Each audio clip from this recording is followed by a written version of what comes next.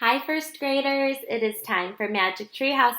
When we last left Jack and Annie, they had just run into a Maasai warrior in Africa.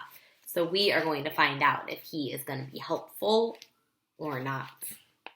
Chapter 8 is called Yum.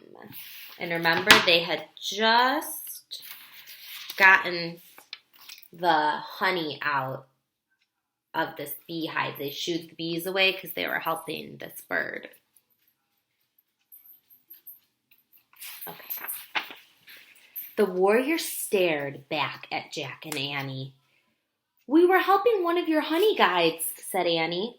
The warrior was as still as a statue. "We didn't mean to steal anything," Jack said.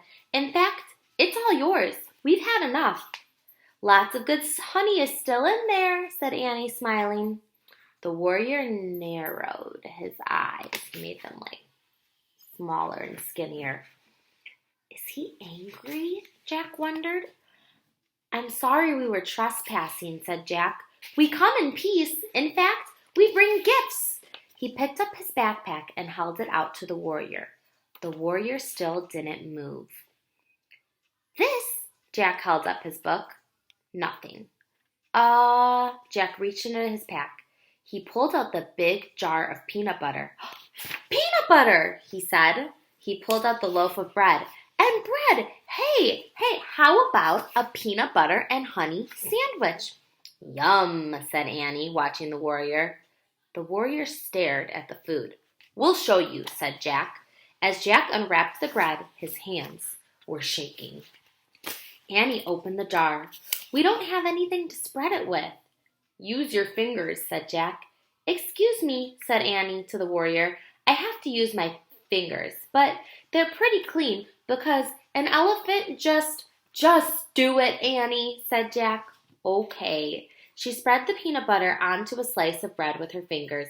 At the same time, Jack spread the honey from the beehive on the other side. Jack and Annie put the pieces of the bread together. "Ta-da!" said Annie, handing the sandwich to the warrior. The warrior took the sandwich, but... Okay, there's Jack and Annie. They're giving the sandwich to the warrior.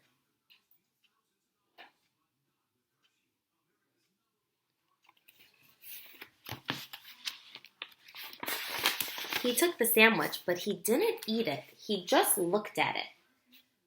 "Let's make sandwiches for us too," said Jack, "so he doesn't have to eat alone." They quickly made 2 more sandwiches. "See, like this," said Annie, and she bit into her sandwich. Yum. Jack took a bite too. He said. It was really good. Finally, the warrior bit into his sandwich. He chewed slowly. "This is called a picnic," said Annie. They ate their sandwiches in silence. When they finished, Jack screwed the lid back on the peanut butter jar. "Not bad, huh?" he said. The warrior smiled. He had a kind, dignified smile. Jack and Annie smiled back at him. Then the warrior turned gracefully and vanished into the trees. "Oh, man," said Jack. Part of him wanted to follow the silent warrior through the shadowy forest. "Are you ready?" said Annie. Jack nodded.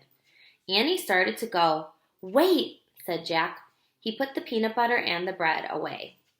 "We're going back to the treehouse, right? We're not going to do any other silly things like rescue or chase birds?" "Those things aren't silly," said Annie. "Don't forget, that bird gave us the answer to the riddle."